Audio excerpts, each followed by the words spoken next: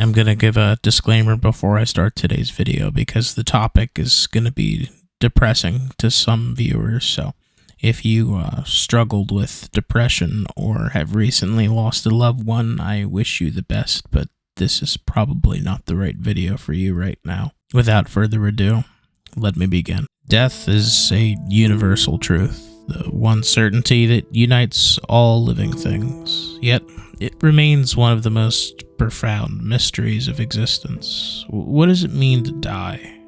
How should we live in the face of death? These questions have haunted humanity for millennia, shaping our cultures, religions, and philosophies. At its core, death is a cessation of life, the point at which the body's biological systems irreversibly shut down. For all its inevitability, the concept of death is anything but simple. It's not just a biological event, it's a deeply personal, emotional, and philosophical experience. Our understanding of death is shaped by our culture, beliefs, and individual experiences, making it as complex as life itself. Throughout history, humanity has grappled with death in different ways. Ancient civilizations often viewed it as a transition rather than an end. In Egyptian culture, for example, death was the beginning of a journey to the afterlife, where one's soul would be judged by the gods. The elaborate tombs and mummification practices of the pharaohs reflected their belief in life beyond death. Similarly, Hinduism and Buddhism embrace the idea of reincarnation, where death is merely a step in the cycle of rebirth. Western philosophies, particularly those influenced by the Greeks, have taken a different approach. For Socrates, death was not something to fear, but a release of the soul from the body and an opportunity to attain a higher state of existence.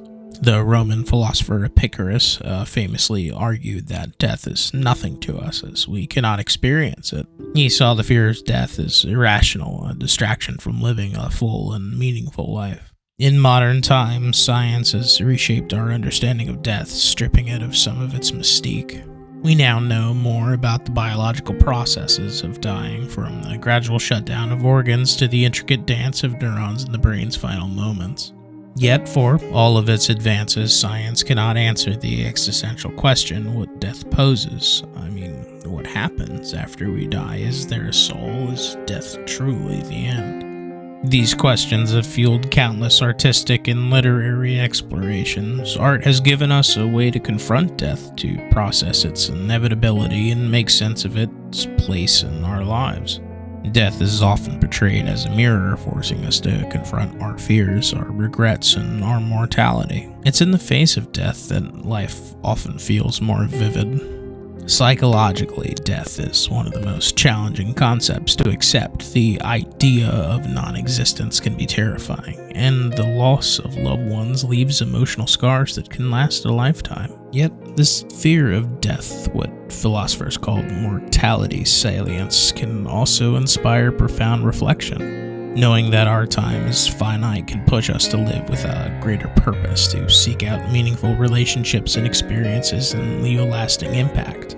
In some ways, death is a teacher. It forces us to confront the fragility of life, reminding us that every moment is precious. This idea is central to the concept of memento mori, a Latin phrase meaning remember that you will die. For centuries, memento mori has served as a philosophical tool, encouraging people to live virtuously and appreciate the time that they have. Modern society, however, often distances itself from death. Advances in medicine have expanded lifetimes and pushed death further into the margins of our lives. In many cultures, death has become sanitized, hidden away in hospitals and nursing homes. While this progress is remarkable, it has also made death feel more alien, something to be feared or ignored rather than accepted as a natural part of life. Yet, in recent years, there has been a shift towards reclaiming a healthier relationship with death.